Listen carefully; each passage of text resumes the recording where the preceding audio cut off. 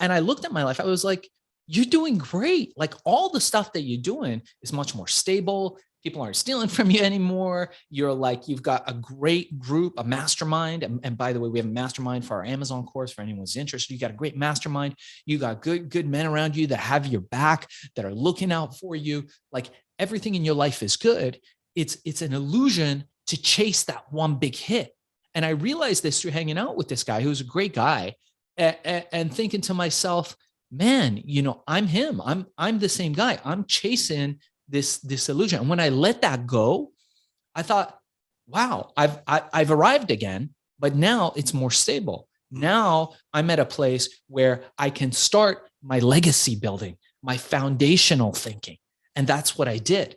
And from that point forward, my life was much more stable. It wasn't like rocket to the moon, press everywhere, paparazzi, 15 minutes of fame. But that's okay, because what I learned is that money is best made quietly.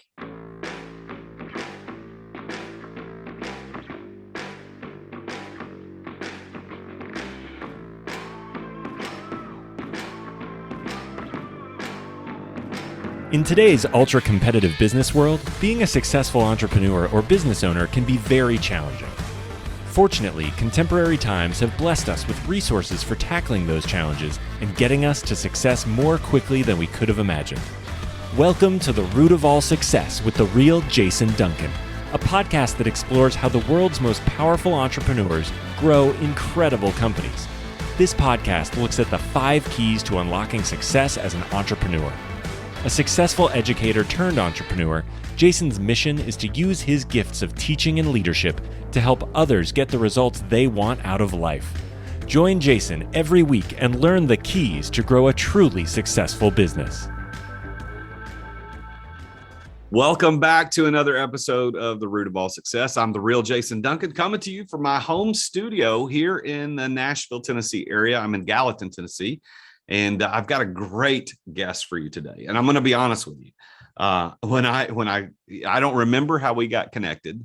I know that Brad Lee was on my show last year, and my guest today, Shaahin, has been on his show. And I'm not sure if that's how we got. I'm not sure how it worked out, but I know that when I was reading his bio, I'm like, how did I get connected with this person? But what you're going to hear in the show today is an amazing story that, while it might start in a place that you wouldn't think I would start a show with, it's going to end up in a fantastic place. So let me introduce you to Shaahin. During the Iranian Revolution of 1978, his family had to escape to survive, and they ended up over here in the United States in Los Angeles, actually. And then at age 15, he left home. He said, the life that I want to live is never going to be supplied by me living at home with my family, so I'm going to go out and do it on my own. So he's living in the car.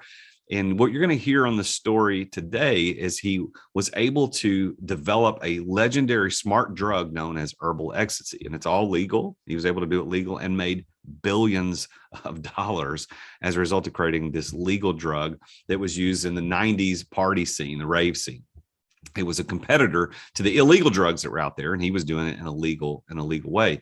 And then he went on to create something called digital vaporization, which was the precursor to vapes. And you're going to hear him talk about what his opinion is on that today about drugs and vapes and all that kind of stuff. Because again, if you've listened to me for long enough, you know, well, why are you interviewing that guy? Well, stick with me. There's a lot of really cool stuff here, and he's going to share some insight that I think you'll find very interesting. But today, he doesn't do any of that stuff. He's the founder and CEO of Accelerated Intelligence Incorporated, which is a major Amazon FBA seller with millions in sales. He's the lead coach at Amazon Mastery, where he teaches entrepreneurs how to crush it on Amazon, e-commerce, the internet in general. He's considered one of the leading global minds on what's next in e-commerce, Amazon, and the internet. And he's described as the Willy Wonka of Generation X. He and I are both Generation X guys, Gen X guys. And he's been described as that by both the London Observer and Newsweek magazine. Newsweek calls him one of the most forward thinkers in business, and his Amazon Mastery course, which he's going to talk about at during the end of the show today, he put that course together because he really understands and realizes the trends in Amazon. He started his first reseller account in 2009, so he's been doing this just about longer than anybody else. Never one to forget his roots, Shaahin continues to champion and mentor burgeoning entrepreneurs looking to enhance their revenue. He gives in the show today, his 4 pillars of foundational wealth. So you want to pay attention to that. So help me in welcoming my guest today, Shaahin. Well, Shaahin, welcome to the show, man. I'm excited to talk to you, dude. Thanks for being here. Yeah, it's an honor. I'm excited. Well, we were talking pre-show about your experience with Amazon, and the show's not about me, of course. This is about you. But we were sharing my woes about Amazon, but you seem to have, as the name on your T-shirt tells us, you have mastered you've mastered the Amazon thing, and we're going to talk a little bit about that today for sure on the Root of All Success. But I want to go back to your origins. Of course, I was telling everybody in the intro about your background and how you guys came from Iran. You went to LA, and then you went out on your own at 15. I would love to know a little bit about that. Like, why did you leave at 15? What was the precursor to that? And then kind of tell me, people love to hear those stories. So what happened? Why did you leave at 15? What was going on? And because I know that formed you into the man you are today. Yeah, absolutely. So we came here during the Iranian Revolution. My folks were Iranian Jews. We are Iranian Jews, I should say.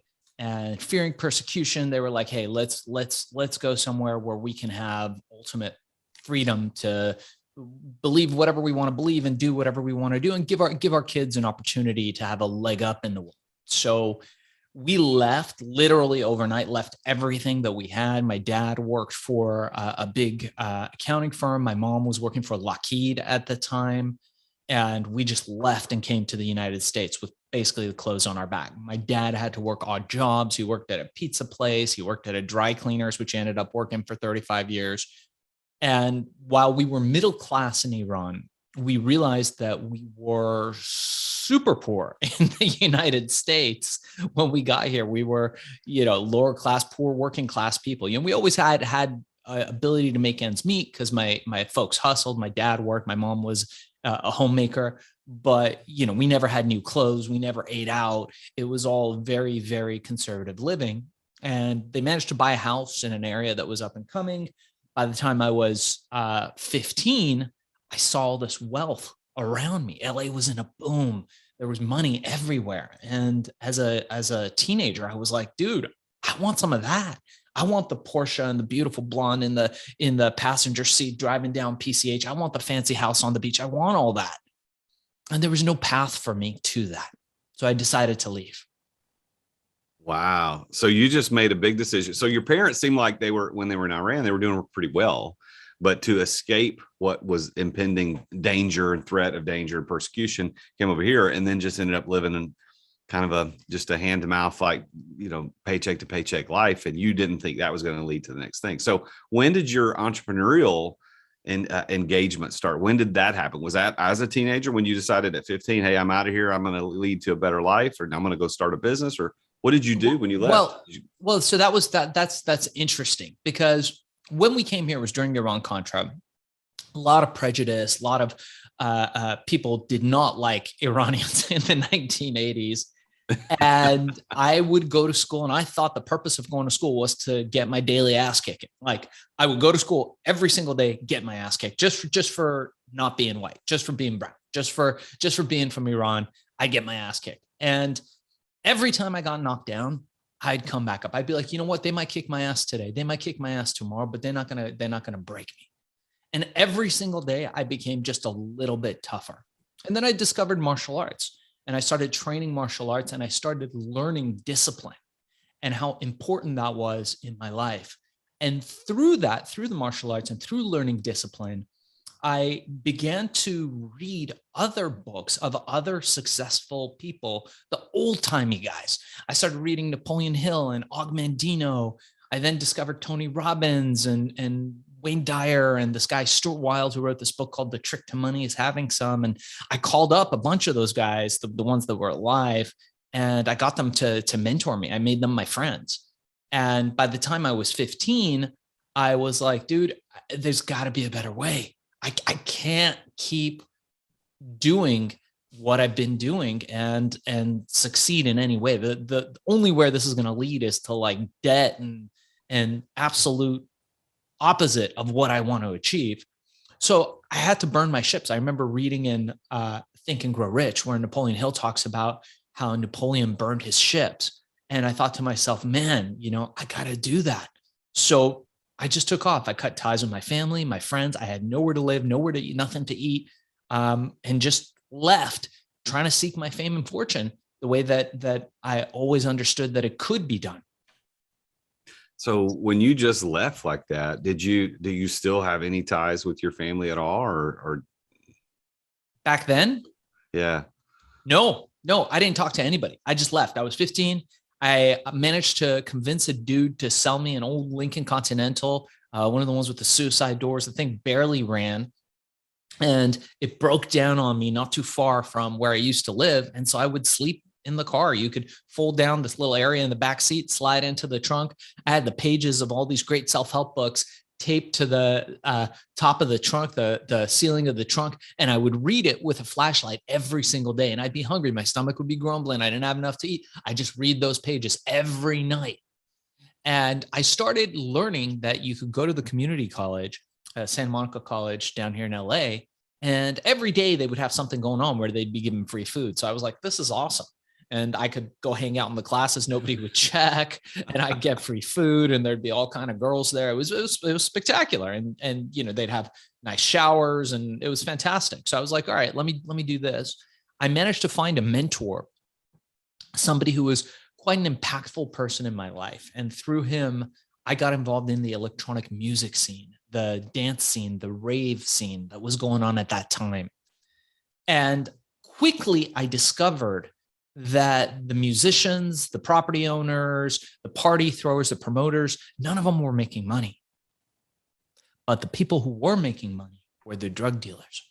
So I thought to myself, let me do that. That answers all my questions. I get the car, I get the girls, I get the watches. That's like the whole thing. That's everything. That's my answer. And then I looked back to my adolescence. And in my adolescence, I had a brief stint in crime, a brief career in crime, where me and all these other kids that didn't belong, all these misfits, all these kids that got the shit kicked out of them every day, decided to start a little gang.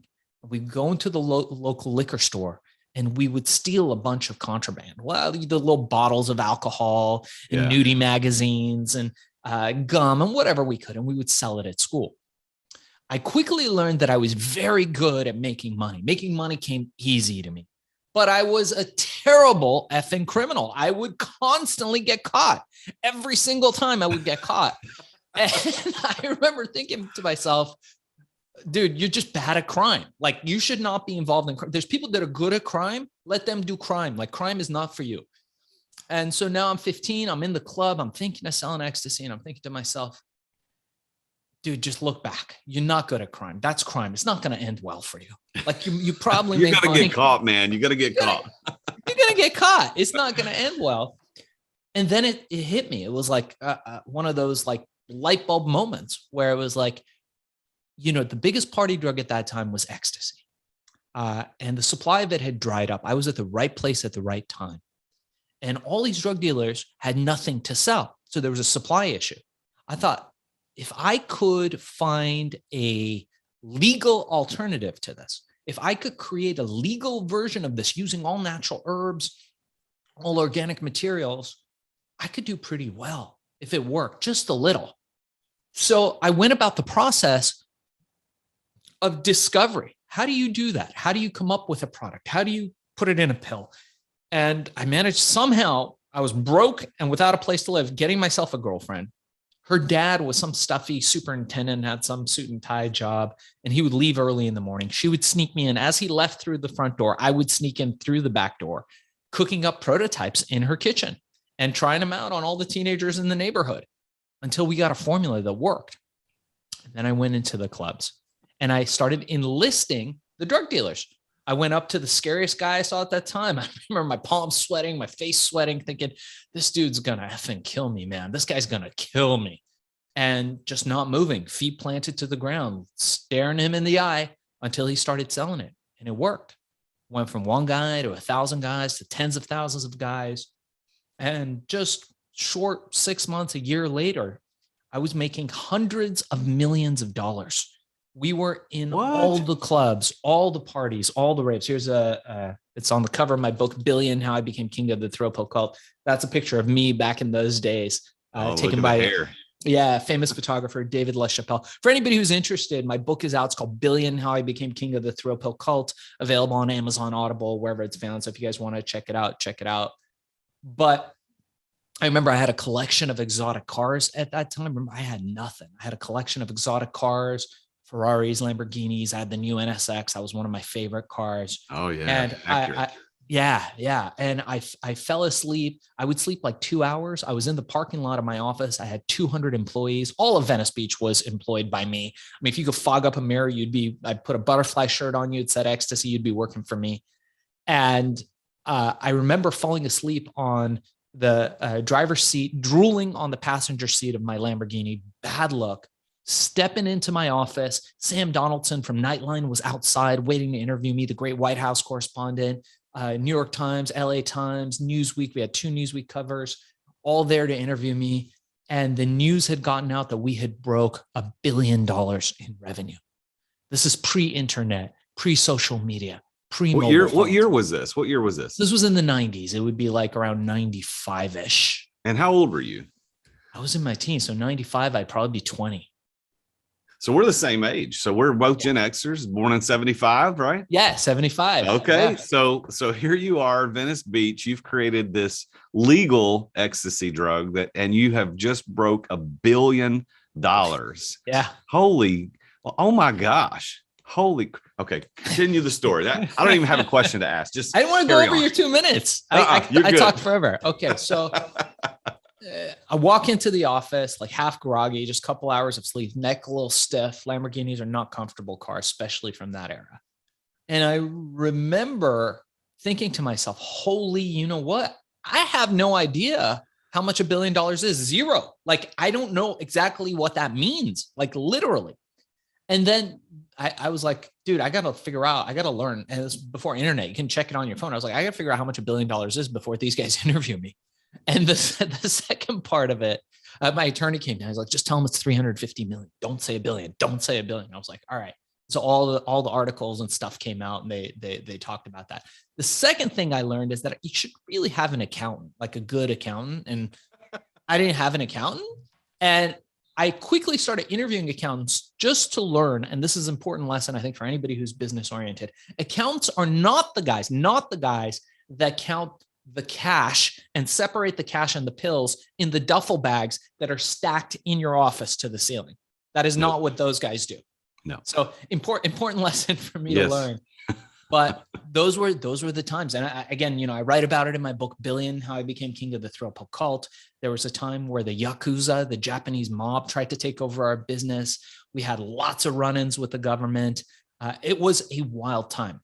We were making But you were making this stuff in Venice Beach with your team, and it was 100% legal, right? I'd assume, but it had the same effects as the illegal ecstasy. Is that what this means? That's right. That's right. Yeah, we were making it all over the country at that stage. By the time we got to a few $1 million, I had factories set up all over. And part of my thinking was, if they ever shut down one, they can't kill our supply chain. So I had offices in 32 countries, and we were producing different batches in different countries, just like Coca-Cola. You know, they've got a bottling plant in Milwaukee. They got one in Tennessee. They got one in California. We were producing it all over the country. And I was making it for 25 cents. That was my cost. My COGS was 25 cents. We were selling it to $20 to $25 cash business all day long. When I tell you literally truckloads of money, we were making truckloads of money. Whoa. So how do you handle that as a 20-year-old who doesn't have any business acumen? I mean, you just had a dream and a passion to follow. I want to drive the Lamborghinis and the Porsches, and I want to have the blonde in the passenger seat. This is what I want. How do I achieve it legally? And because you were a terrible criminal, you achieved it, but how did you handle it? That sounds like, to me, you end up like the dude Wolf of Wall Street, right? You're just losing your mind and everything burns down around you, but it didn't, did it? I mean, we're here. So no, and it's funny because we just got a film deal for the book, and I'm excited about it coming out as a film, a feature, a series, whatever they want to do. And the question they keep asking is, okay, so when did it all go wrong? When did it all fall apart? And I'm like, well, it didn't exactly all fall apart. Like, that's great for movies and stories, but it actually went pretty well and made a bunch of money. So what happened towards the end was that the government was very aggressive and they kept banning my ingredients, and they couldn't ban it because it wasn't illegal. They didn't know what to do. Nobody had ever come up with the idea of using a vitamin, a supplement recreationally. It just wasn't something that was in their books. So they tried to get the DEA, didn't do anything. They tried to get the FDA, didn't do anything. So what they decided on is, hey, we'll just ban ingredients until he's got to quit. And that's what they did eventually. And eventually I quit and I went on to inventing digital vaporization, which is the forerunner for all the vapes, and then moved on to bigger and greener pastures when Jeff Bezos opened up the Amazon platform to third-party sellers. Yeah. And so that's where you are today. So the herbal ecstasy is in the past. You made your billions through that. You did a little bit of the digital vaporization in the middle, but now you're the Amazon mastery guy. So how did that start for you? Was that just another thing that you saw, just like you saw the drug dealers were the ones making the money in the 90s in the clubs? Did you have that foresight to look at what Jeff was building with Amazon to say, okay, now he's not just selling his books, he's going to open it up to me to sell my stuff? Did you see that, or was it? And I refuse to say that it was luck, but I mean, did you see it and like calculate, I'm going to do this, or were you just, let me give this a shot, I think this might work? What kind of, how would you classify? It's a really cool story. So let me tell you. So I think I neglected to answer your last question. So I'll answer it really quickly. You asked me how I handled it. And I think I handled it pretty well, but I could have handled it better. And I think that's the key. Yeah. And again, I write the story in my book. People stole millions and millions of dollars from me, even attorneys' accounts, everybody. When you're a teenager or just past a teenager and you have hundreds of millions of dollars and are running a big company, everybody wants to have their hand in what you're doing. And that's why I could feel for guys like, you look at Justin Bieber and you look at like all these young guys that are like super successful, and you're like, holy shit, man. I hope they have some great people around them who are looking out for them, because otherwise they get taken advantage of. It's just something that happens, and you grow and you learn, and it doesn't happen again. So as I've gotten older, I've become wiser to that. Okay. So to answer your question, so after the vaporizer, that company went public. I sold just before. It was one of the first vaporizer companies to go public. It was the trailblazer for all vapes and e-cigs that you see out there. And by the way, I don't espouse anybody use any of that stuff. From the guy who invented it, I don't think the healthiest thing to do. Well, hey, since you brought that up, I wasn't going to go there because I didn't want to talk about it unless you did. But so just to be for the record, you're saying I do not recommend the vapes and the e-cigs. No, I invented the technology as a harm reduction measure. And it really is if what you're doing is just heating up plant material and inhaling it, in my opinion. Again, everybody should consult with their doctor. But the problem comes when you get into an economy where people are trying to save money and make things smaller and more economical, and then they mix it with other things, and there's no way to stop that. And those ingredients, we don't know what the effects are on people's lungs. We just don't. There haven't been enough studies. There hasn't been enough time. It may or may not be well, but look, I'm of the mind that we should take care of our bodies the best that we can, and to do that, really two things can't occupy the same space at the same time. Your lungs are intended to take in fresh, clean air, and that's it. So that's where I would come from. But, as a harm reduction measure, it has potential, but you really got to know what you're using. So like you probably invented it to the harm reduction measure, I would assume. People are smoking cigarettes. So how do we get them off the nicotine and the chemicals in a cigarette to do the same sort of function where they're inhaling something, but it's better for them than the nicotine and the tar and all the chemicals. And that to me was the way I've never vaped before. I'm also not a smoker, but I do smoke cigars, but you don't inhale those things. But I think that with vapes, I think they were positioned just as you said, is, hey, this is better than cigarettes. But now I think we're getting study and data that's coming out that's saying, no, these are actually worse. You'd be better off smoking a cigarette in most cases because the heavy metals that you're inhaling. So anyway, that's just an aside that I was curious about, because when we don't know each other before the show, sure. And so I'm reading your I'm reading your intro. And I'm thinking, okay, this dude invented legal drugs. He invented vapes. I'm like, what? And who am I interviewing? Who is this guy coming on my show? So I'm glad that you said that. So now let's go into greener pastures, as you called it. So with Amazon. So how did you tell me how you got into that? So I became a father about 8 years ago.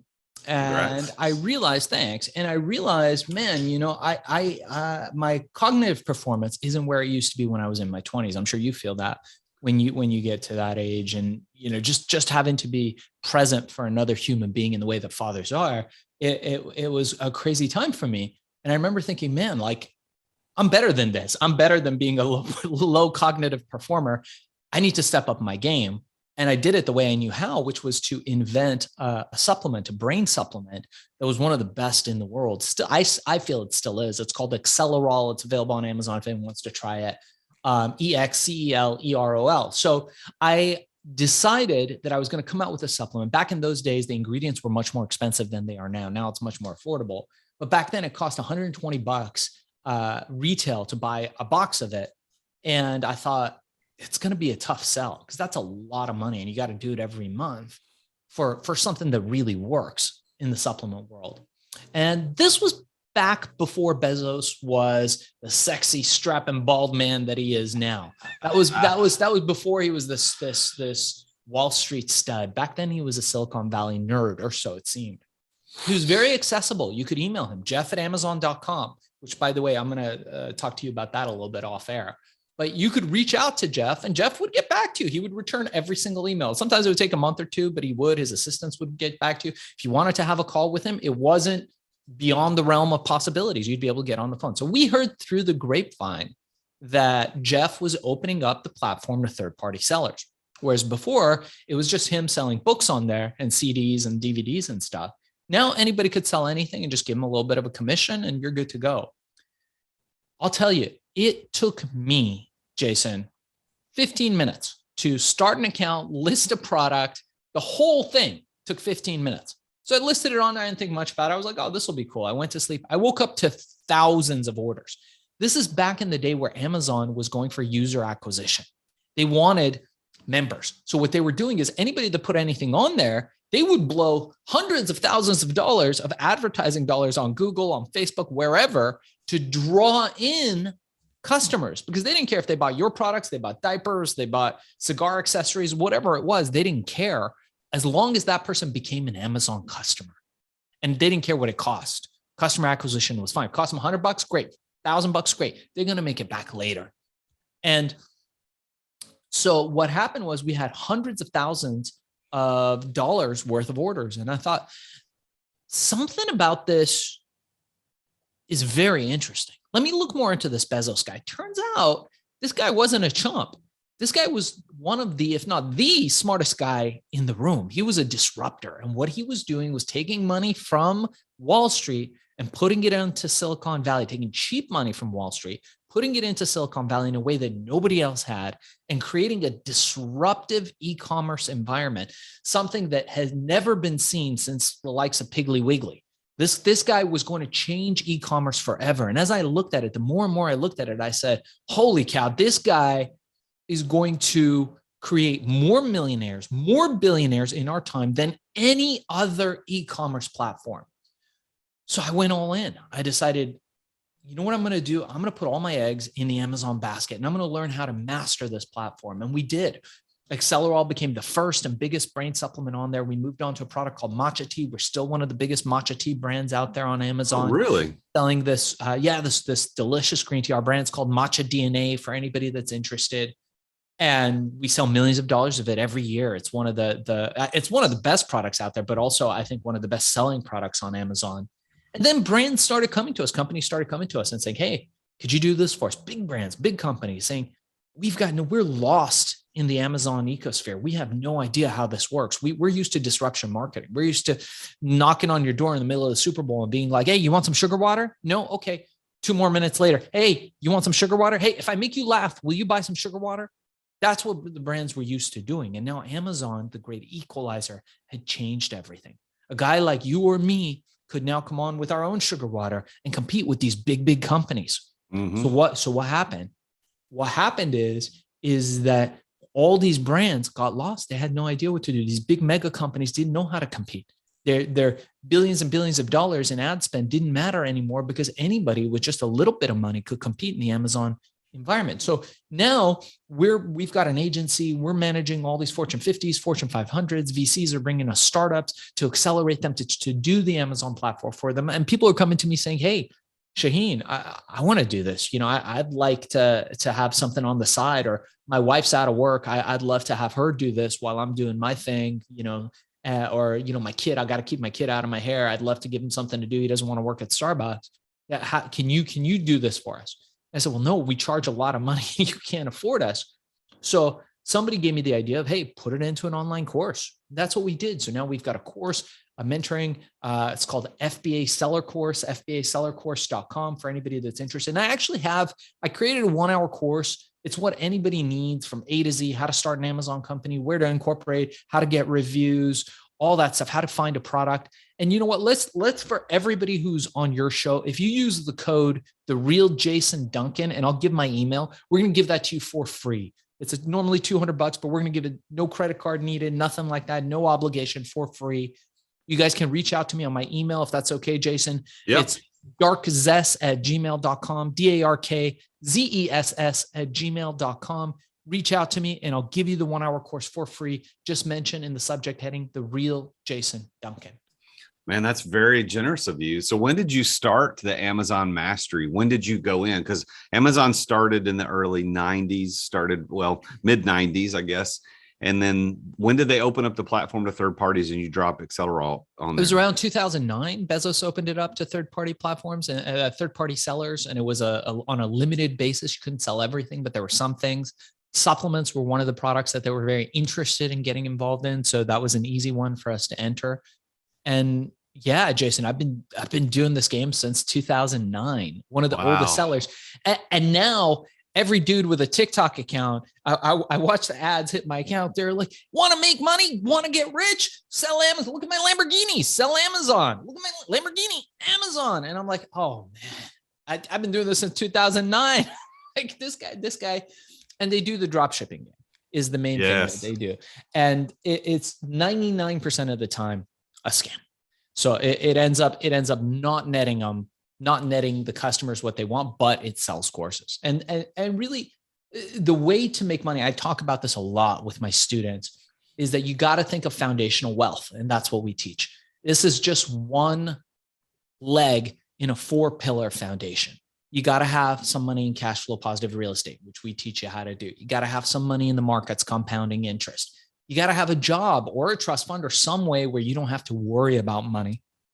And then the 4th pillar is having an e-commerce business, which brings in predictable, recurring revenue streams. So I'm making notes. So what was the second? You got cash flowing real estate. And then what was the second one? Compounding interest. Money that's working for you without you having to put time and energy into it.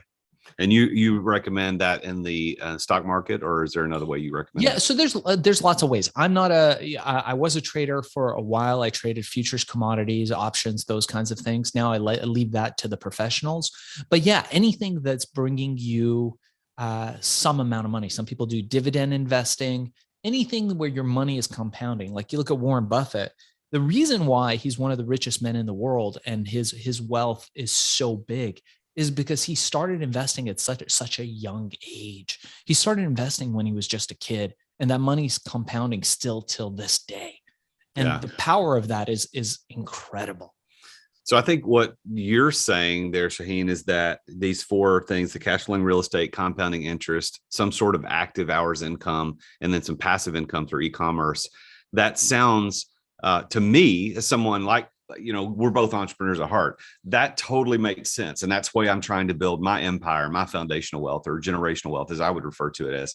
But so many entrepreneurs, I want to see what you think about this. So many entrepreneurs, you see the guys on Instagram and YouTube and like, hey, the average millionaire has 7 sources of income. And the problem with that is, while true, it's like they didn't have it day one.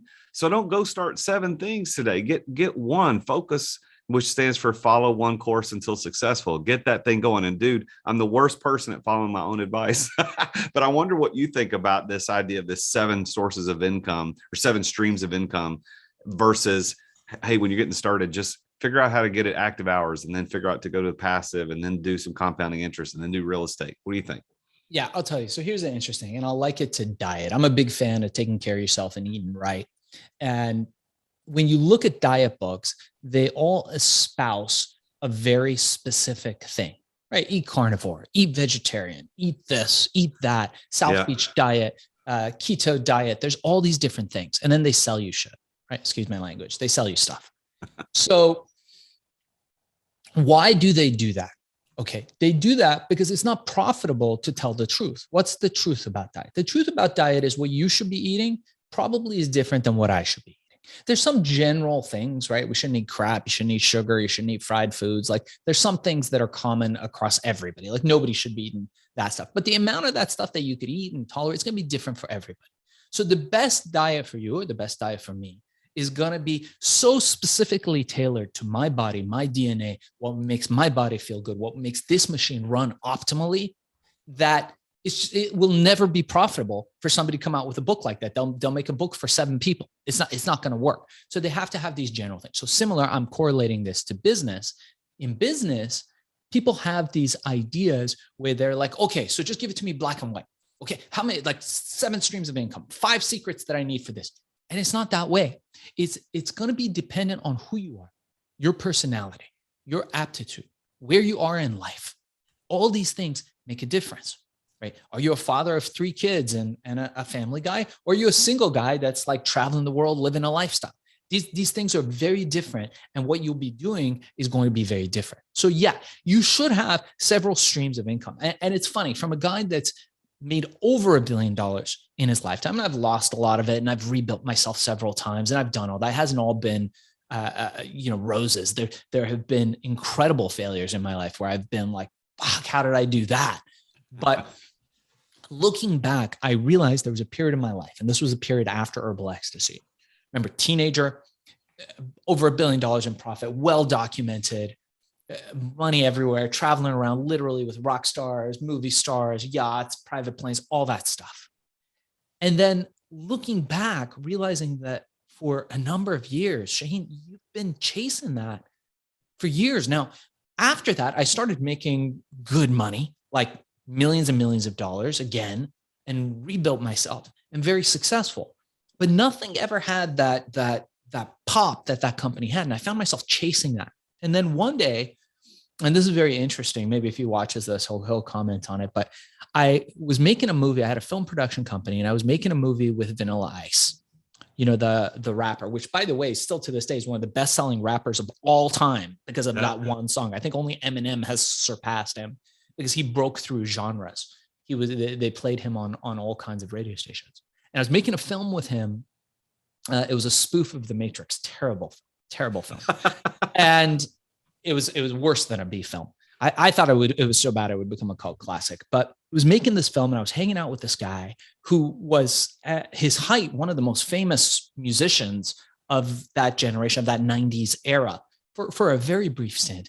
And I looked at him and I thought, man, this guy just doesn't realize that he's got all this potential. And afterwards, he made a bunch of money doing other things. So he's gotten smart, but he's just sitting there waiting for this next big thing. Like there's one big next thing, but he's got like 10 other deals on the side that could net him a lot more over a much longer time and build legacy for him way above and beyond this little noisy thing that has been right there in front of him. And I realized that was me.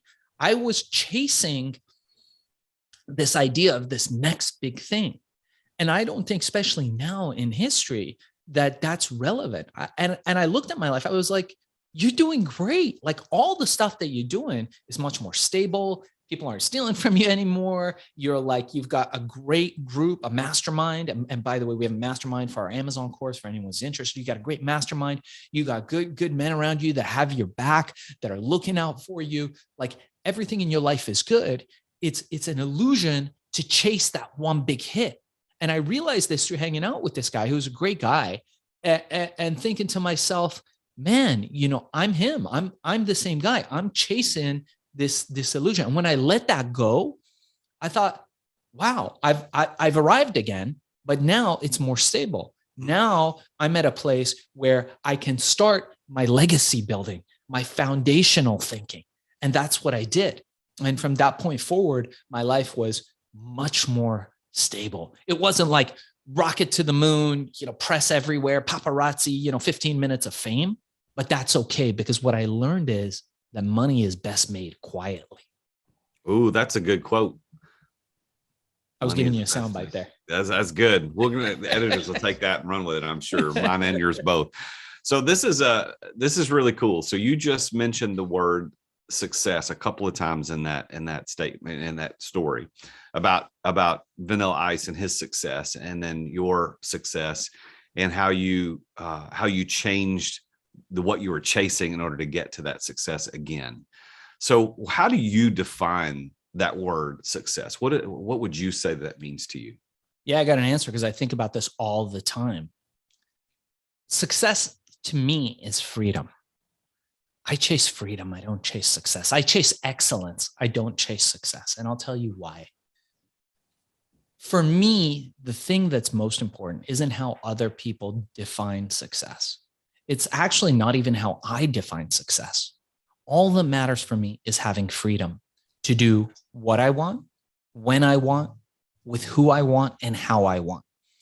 Those are the elements. And now, always family first. The most important thing to me is my family, and being able to spend time with them, being able to spend time with my boy, being able to travel the world, and really have us as a family enjoy these experiences that enrich our lives is the number one priority. And that's where I focus on right now. I have the cars and the houses and the money and all that stuff. I'm not worried about that. But the second part of my process is being able to inspire other people to create the kind of lifestyle that they want, to create this freedom. And that's why I have the Amazon course. So anybody who's interested, please reach out to me for that. So with that as a definition, do you consider yourself a successful person? Yeah, totally. I mean, I think a successful person isn't somebody who hasn't failed. To the contrary, it's somebody who thrives on failure.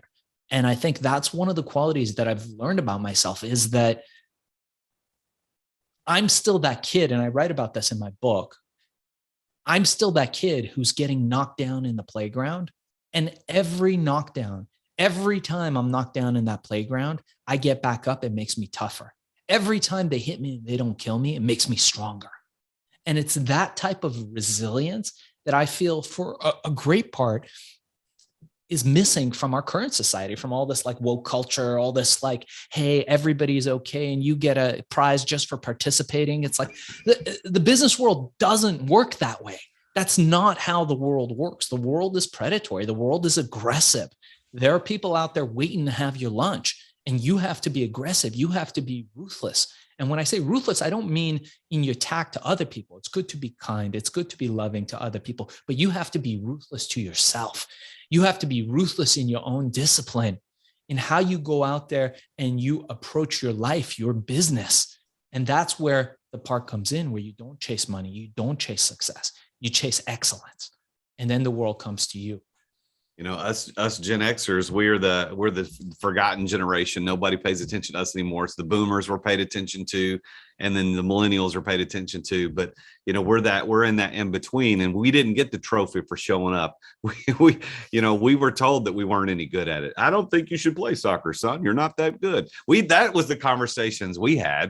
Yeah. Today it's so different, and I think that what you talked about with what success is, and not chasing it, but define it as freedom, being able to do what you want, when you want, where you want, with whom you want, and how you want to do it. I think 100% agree. And I think the listeners to this show know that that's what success is for most people. We can define it in different ways, but what we're trying to achieve here is freedom. We want freedom. We want choices. We want control.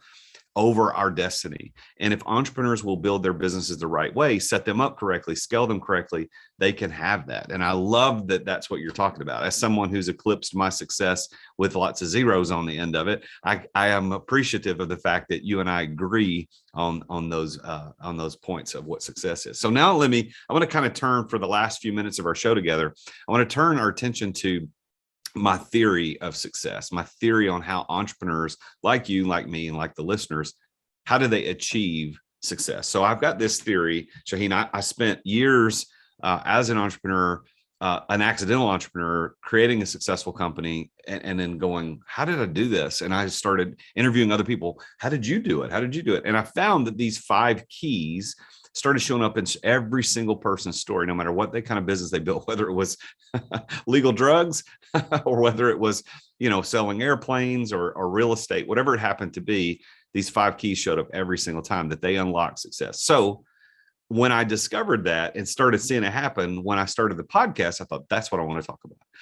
I want to dig into the stories of the origin of your success and then filter it through my idea, my theory. So I want to do that now. And I've been taking notes as you've been talking, and I want to see, this is the point where I'll do a little more talking than I normally do in the show, but because I think you've given me a lot of cool stuff here. So here are the 5 keys. The first one is passion.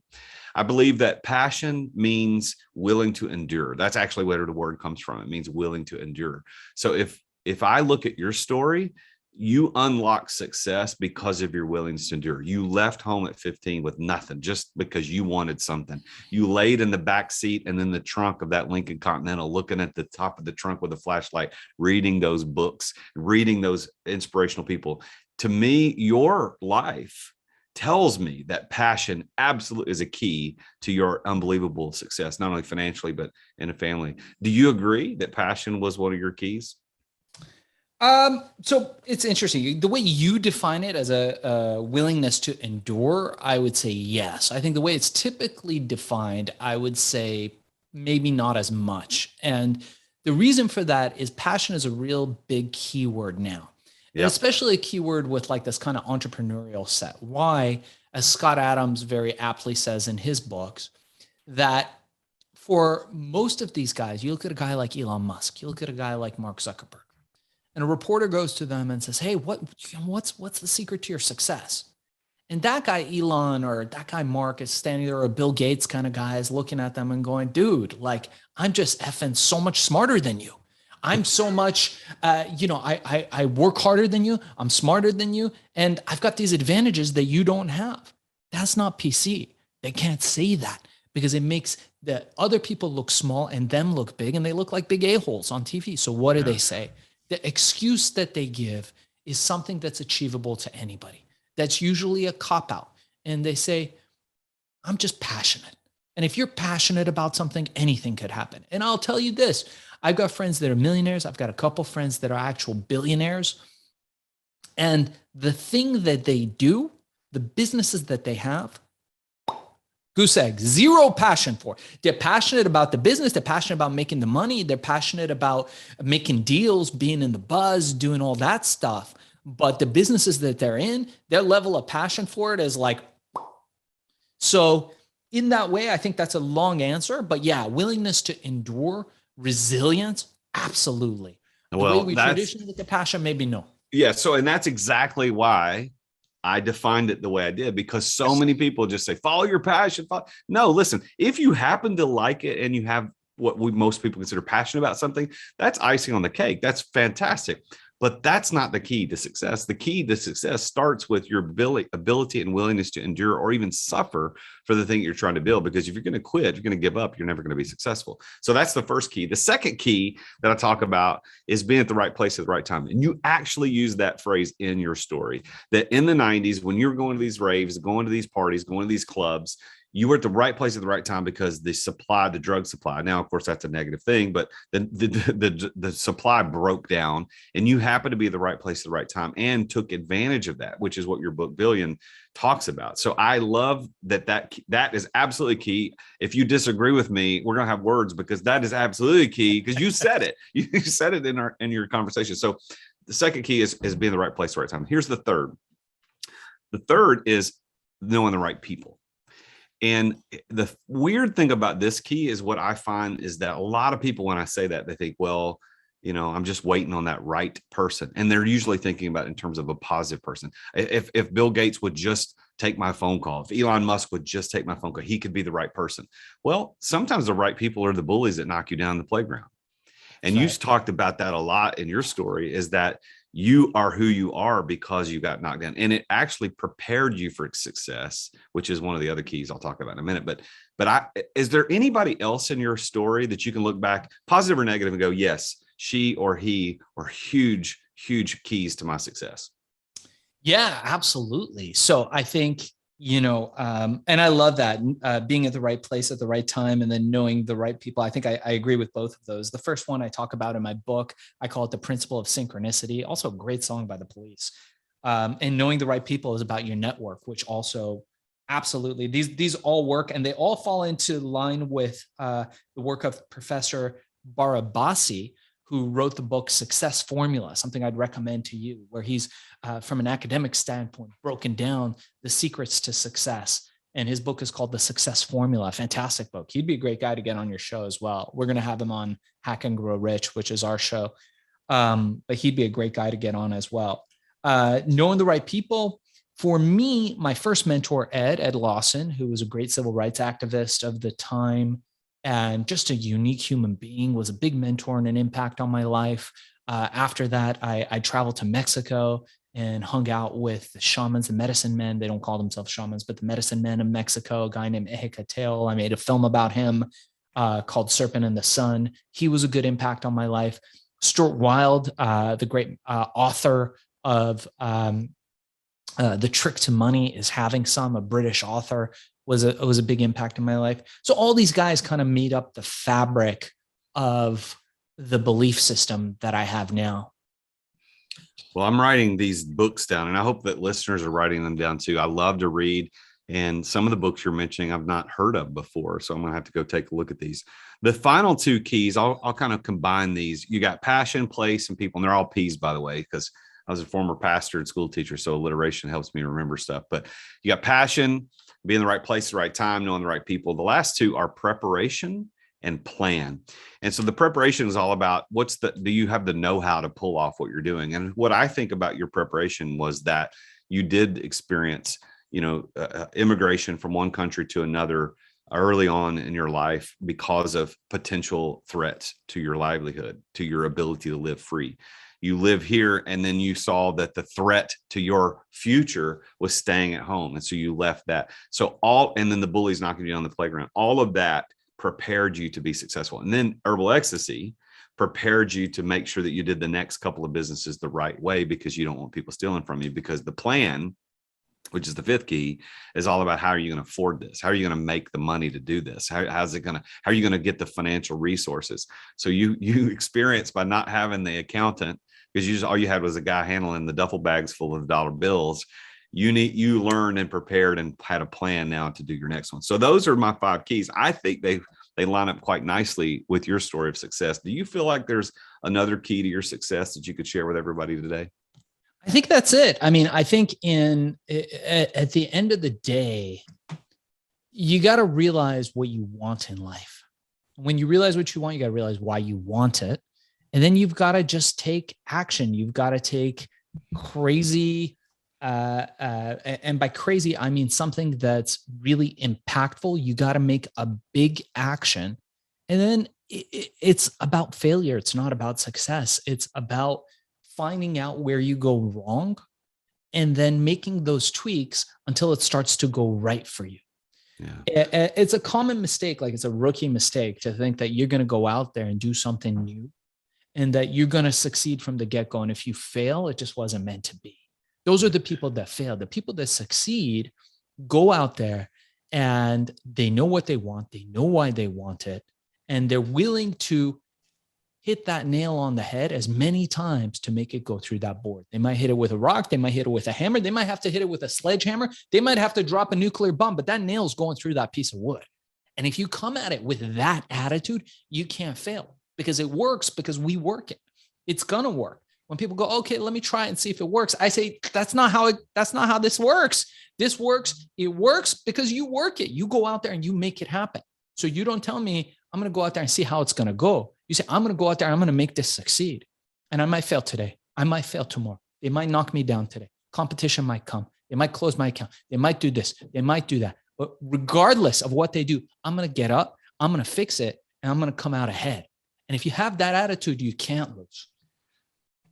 Love that, man. So normally at this point in the show, I'd ask for some advice that you would give to entrepreneurs. You did it preempted. You preempted my question, but that is great advice. Run this back, hit the 30-second back button on your podcast player and listen to that again. Shaahin, that was fantastic. So you gave your email address earlier. I'm going to repeat it. It's darkzess, DARKZESS @gmail.com. So if anybody wants to reach out to Shaahin, they can reach him there. Is there other ways that you want people to reach out and connect with you? Yeah, thanks. Yeah. So if you guys want the course, use the code, TheRealJasonDuncan, darkzess @gmail.com, DARKZESS @gmail.com. Reach out to me and I'll give you that course for free. If you want, we also have a podcast called Hack and Grow Rich. We're on YouTube, Apple, Spotify, Stitcher, wherever podcasts are found. So check us out there. And additionally, you guys can go onto my website, ShaahinShahan.com. If you're interested in a more advanced Amazon course, we have a course called FBA Seller Course.com.